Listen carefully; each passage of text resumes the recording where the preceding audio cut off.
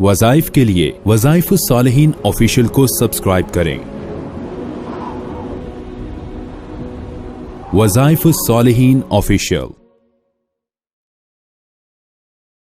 نحمده ونصلي على رسوله الكريم اما بعد فاعوذ بالله من الشیطان الرجیم بسم اللہ الرحمن الرحیم۔ ربیع الثانی کی 25، 26 اور 27 ان 3 تاریخوں کا آپ کو ایک ایسا عمل بتلا رہا ہوں کہ اگر آپ نے یہ عمل مجرب کر لیا، اللہ رب العزت آپ کو ہر مشکل، ہر تکلیف والی جگہ سے، گھڑی سے، حادثے سے نکال لے گا۔ آپ مشکلات میں گھرے ہوئے ہیں، آپ کو کوئی رستہ نہیں مل رہا، آپ ہر طرف سے دشمنوں میں گھرے ہوئے ہیں، حاسدین میں گھرے ہوئے ہیں، مخالفین میں گھرے ہوئے ہیں، بیماریوں میں گھرے ہوئے ہیں، تکالیف میں گھرے ہوئے ہیں، غربت و افلاس میں گھرے ہوئے ہیں۔ آپ 3 دن یہ عمل کریں، انشاءاللہ مشکل سے مشکل گھڑی بھی ختم ہو جائے گی، مشکل سے مشکل حالت بھی زائل ہو جائے گی۔ اللہ تبارک و تعالی آپ کو مشکلات سے نکال دیں گے، آفات سے، مصائب سے، تکالیف سے نجات دے دیں گے۔ چونکہ انسان جب تکلیف میں ہوتا ہے، بیماری میں ہوتا ہے، مشکلات میں ہوتا ہے، اس وقت انسان کی اصل جو ہے اللہ رب العزت جو ہے آزمائش کے ذریعے جو ہے پرکھتے ہیں اس کو کہ یہ میرا ہے، اطاعت گزار یا نافرمان۔ اب یہ مشکلات میں اللہ سے رجوع کرتا ہے، اللہ سے مانگتا ہے، ناشکری نہیں کرتا، تو اللہ فرماتے ہیں فرشتوں سے کہ دیکھو میرا بندہ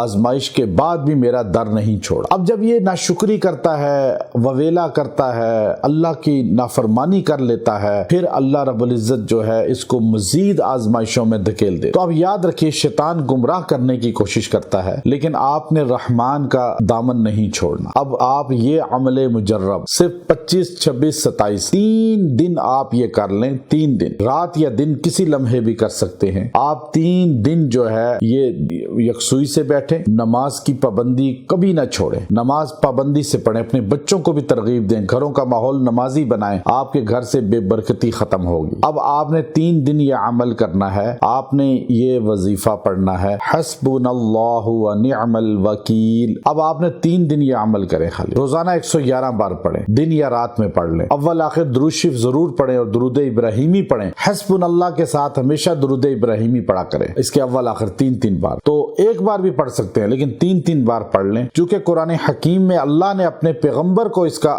کہا کہ قالوا حسبنا اللہ ونعم الوکیل۔ نبی اور صحابہ نے بھی یہ وظیفہ پڑھا اور ابراہیم خلیل اللہ نے ہی پڑھا۔